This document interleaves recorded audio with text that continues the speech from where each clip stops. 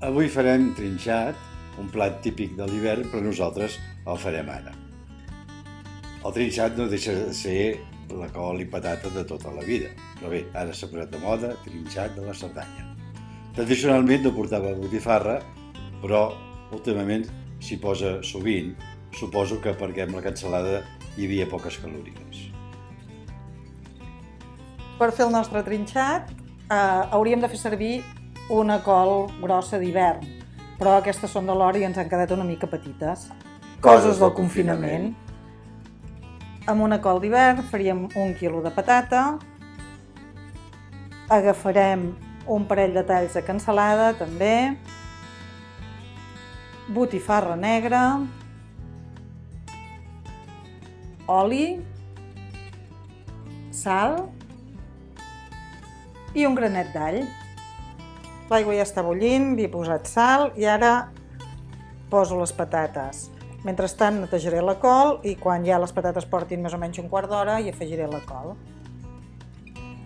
En una paella amb oli calent començo a enrossir els alls mentre es va bullint la patata. Hi posaré també 4 tallets de cansalada, de botifarra negra que he pelat. La botifarra la posaré només volta i volta per després fer-la servir de decoració. Aquest tros, després ja n'hi afegiré més. I també ja afegeixo la cansalada tallada petita que es vagi fregint amb els alls. Les patates ja porten 15 minuts bullint i ara hi afegeixo la col que he netejat ben neta, que no tingui sorra, i ho deixarem 10 minuts més tot junt, bullint. He retirat els talls de botifarra negra que faré servir de decoració i ara que ja tinc la cansalada i els alls torradets, hi afegeixo una mica de botifarra negra tallada a trossets que es vagi desfent.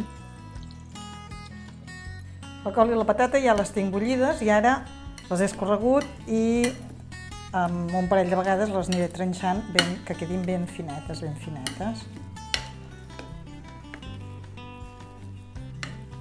Ara que tinc la patata i la col xafades, hi afegeixo la cansalada, la botifarra negra i l'allet que he fregit abans.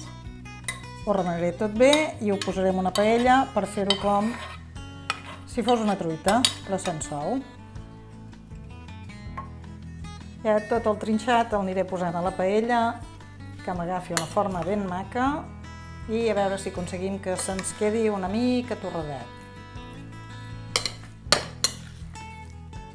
I mentre s'acaba de fer la patata anem a fer les rostes de cansalada.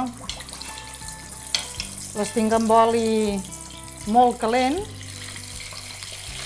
i deixaré que es vagin fent, que es vagin doblant.